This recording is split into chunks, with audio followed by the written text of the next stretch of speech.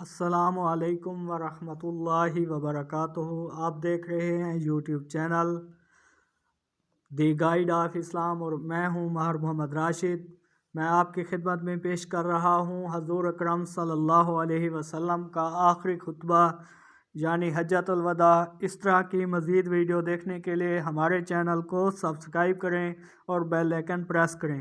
Video کو like کریں، comment میں اپنی رائے کا اظہار کریں اور زیادہ سے زیادہ لوگوں تک شیئر کریں۔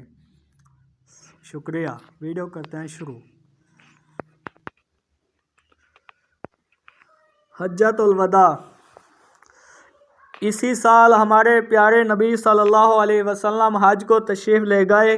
آپ کے حج کی خبر سن کر مسلمان جمع ہونے شروع ہو گئے اور 1 لاکھ سے زیادہ آدمی جمع ہو گئے۔ آپ نے خطبے میں ایسی باتیں فرمائیں جیسا کوئی الوداع کہتا ہے۔ اس واسطے اس حج کو حجۃ الوداع کہا گیا۔ اس حج میں عرفہ کے دن سورۃ مائدہ کی یہ آیت نازل ہوئی۔ ترجمہ: آج کے دن تمہارے لیے تمہارے دین کو میں نے کامل کر دیا اور میں نے تم پر اپنا انعام تمام تر کر دیا اور میں نے اسلام کو تمہارے دین بننے کے لیے پسند کر لیا۔ اس آیات کے نازل ہونے کے بعد قریب 3 ماہ ہمارے پیارے نبی صلی اللہ علیہ وسلم زندہ رہے۔ آپ نے اسی حجۃ الوداع میں خطبہ ارشاد فرمایا، جن میں سے چند باتیں یہ ہیں: اللہ کے ساتھ کسی کو شریک نہ کرو۔ جب ہم کلمہ پڑھتے ہیں لا الہ الا اللہ محمد رسول اللہ تو ہم اللہ تعالیٰ سے اقرار کرتے ہیں، وہ اقرار جو سب سے پہلے اللہ تعالیٰ کی طرف میں اس کتاب قرآن پاک میں نقل کیے گئے ہیں، یہ کہ اللہ ایک ہے، اس کے سوا کوئی عبادت کے قابل نہیں۔ ہم جو کچھ مانگیں صرف اسی سے، کسی دوسرے سے مانگنا یا مدد طلب کرنا یا کسی کے نام کی نظر و نیاز کرنا، یہ سب شرک ہیں۔ اللہ پاک نے قرآن مجید میں شرک کو ظلم لکھا ہے اور فرمایا ہے کہ میں سب کچھ معاف کر سکتا ہوں سوائے شرک کے۔ ترجمہ: تحقیق اللہ نہیں بخشتا ہے کہ اس کے ساتھ کسی کو شریک ٹھہرایا جائے اور بخشتا ہے اس کے علاوہ جس کو چاہے، اور جس نے شریک ٹھہرایا اللہ کا اس نے بڑا طوفان باندھا۔ ماں باپ کا کہنا ماننا اور ان کی فرما برداری کرنا ہر اچھے بچے کے لیے ضروری ہے اور سب اچھے بچے ایسا کرتے ہیں۔ اللہ تعالیٰ بھی بار بار تاکید کرتے ہیں کہ ماں باپ کا کہنا مانو، لیکن جب وہ شرک کرنے کو کہیں تو پھر ماں باپ کا کہنا بھی نہ مانو۔ اور ہم نے انسان کو اپنے ماں باپ کے ساتھ اچھی طرح رہنے کی وصیت کی ہے، اور اگر وہ تجھ کو آمادہ کریں کہ تو میرے ساتھ شرک کرنے تو ان کا کہنا بھی نہ ماننا۔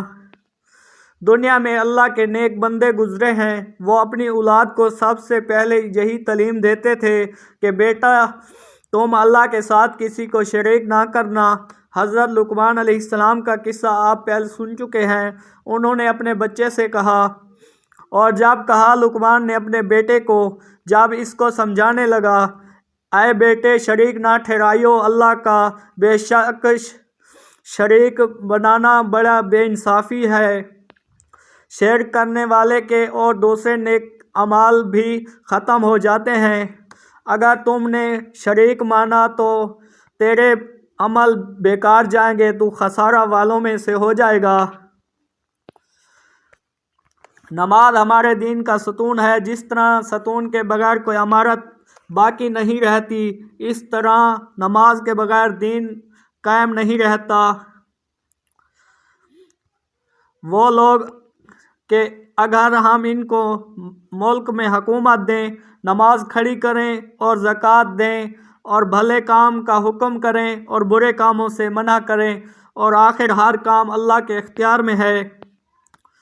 البتہ ان مومنوں نے کامیابی حاصل کر لی جو اپنی نمازوں میں عاجزی کرنے والے ہیں، اور نماز پڑھنے والوں کے لیے کسی سخت وعید ہے۔ اور نماز کی تعریف کرتے ہوئے اللہ تعالیٰ فرماتے ہیں، بے شک نماز برائیوں سے روکتی ہے۔ روزہ توحید اور نماز کے بعد اسلام کا رکن روزہ ہے، جو رمضان المبارک میں ایک ماہ رکھے جاتے ہیں۔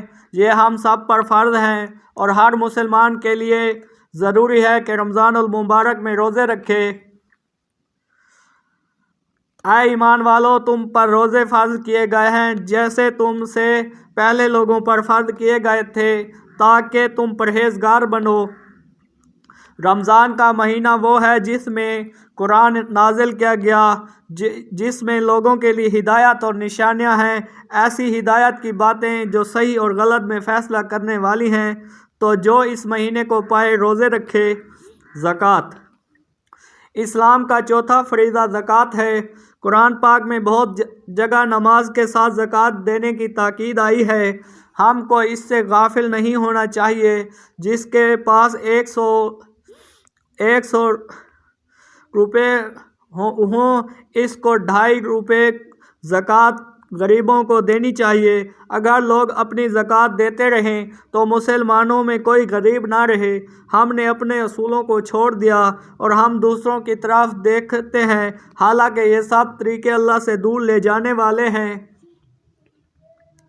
زکوٰۃ ہمارے یہاں نبی صلی اللہ علیہ وسلم سے پہلے دوسری امتوں پر فرض تھی۔ حضرت عیسیٰ علیہ السلام کا قول سورہ مریم میں ہے، مجھے حکم دیا گیا ہے نماز کا اور زکوٰۃ کا جب تک میں زندہ رہوں۔ لوگ یہ سمجھ کر زکوٰۃ نہیں دیتے کہ پیسے خرچ ہو جائیں گے، حالانکہ اللہ تعالیٰ اس کو بڑھاتے ہیں۔ یہ اللہ کا وعدہ ہے۔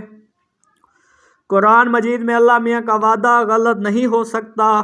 اللہ پاک خود اس کی مثال دیتے ہیں، جو لوگ اپنے مال اللہ کی راہ میں خرچ کرتے ہیں، اس کی مثال ایسی ہے جیسے ایک دانہ کی حالت جس میں 7 بالیں اگائی ہوں اور ہر بال میں 100 دانے ہوں، اور اللہ یہ زیادتی جس کو چاہے دیتا ہے، اور اللہ تعالیٰ بڑی وسعت اور بڑے علم والے ہیں۔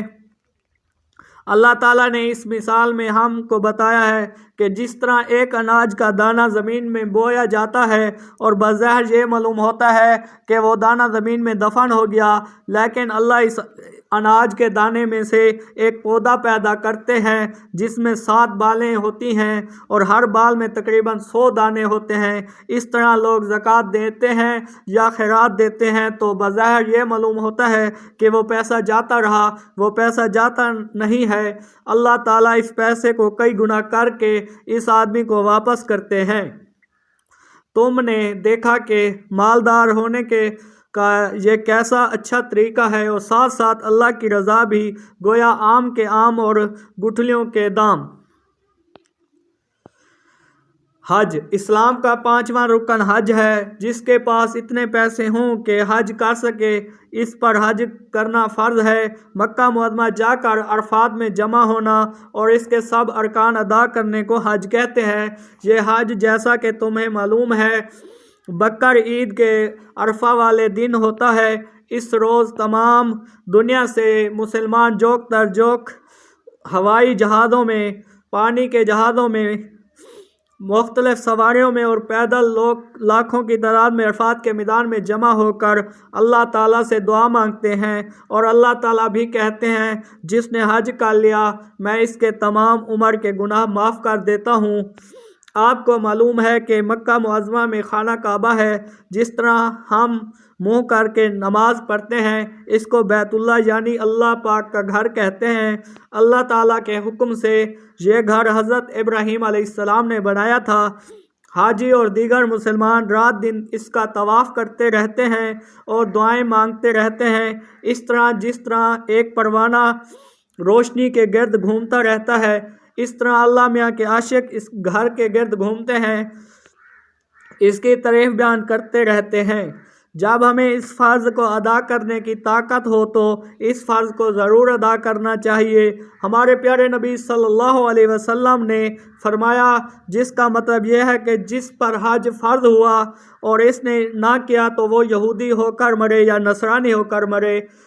توبہ اللہ توبہ۔ اللہ تعالی ہم سب مسلمانوں کو مسلمان ہو کر ایمان کی موت نصیب فرمائے۔ اور جب کہ ہم نے ابراہیم کو خانہ کعبہ کی جگہ بتلا دی اور حکم دیا میرے ساتھ کسی چیز کو شریک مت کرنا، اور میرے اس گھر کا طواف کرنے والوں اور نماز میں قیام اور رکوع سجدہ کرنے والوں کے واسطے پاک رکھنا، اور ابراہیم سے یہ بھی کہا گیا کہ لوگوں میں حج فرض ہونے کا اعلان کرو، لوگ تمہارے پاس حج کو چلے آؤں۔